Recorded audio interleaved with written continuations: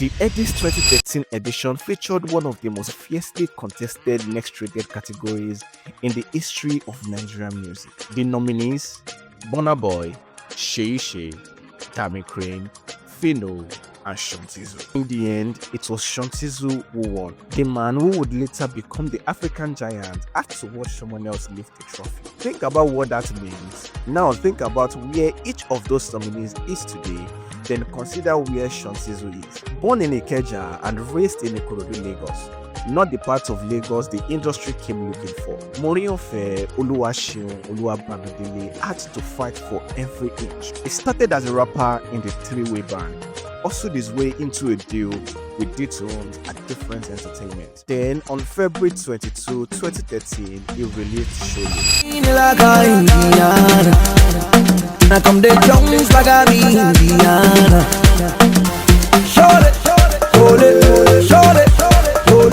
The record was surgical, smooth, confident, melodic Afro-pop with Yoruba-laced charm and a hook that refused to leave your head. It topped Nigerian charts within 2 months and made him the fastest rising act at that moment. MTN Nigeria signed him to a 20 million naira endorsement deal. Bacardi Brezza followed. In 2014, his debut album, The Journey, dropped.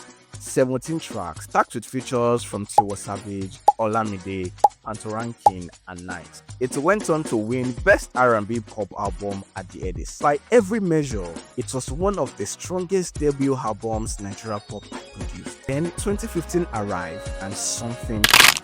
Reports of a rift between Tizzle surfaced. The label dynamic shifted and Sean stepped away from Nigeria for a stretch. Just like that, the momentum, that rare electric kind that feels like it can carry a career for a decade, began to fade. While he was quiet, Burna Boy was becoming Burna Boy, and Phyno was locking down the East. The industry kept spinning and Tizzle was no longer on the axis. He came back. 2017's Moving Forward EP, the Kokro remix with Davido in 2018, and eventually Deals in 2023. A mature no features album that showed an artist fully in command of himself. But the mainstream had moved on. The conversation had moved on. His name became a reference point in arguments about wasted potential rather than a name in current rotation. So, why didn't he become king?